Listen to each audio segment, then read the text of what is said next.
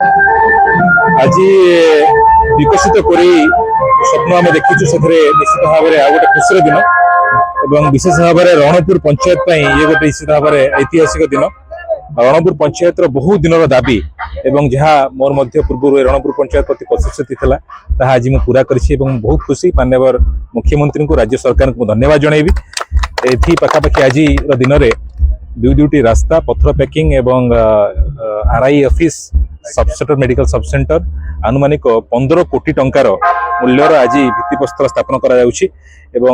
विकसित रणपुर विकसित कोरी दिगरे आज आम आउ गोटे पाद आगक बढ़ीचु मुझे कही रखा चाहे केवल एति नुहे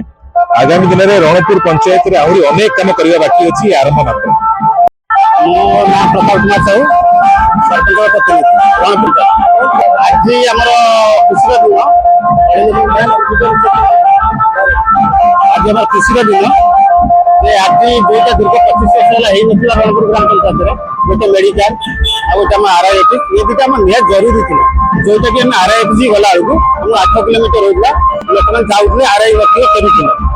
मेडिकल तो आम देखुं 10 किलोमीटर 12 किलोमीटर पड़े मत गरम दे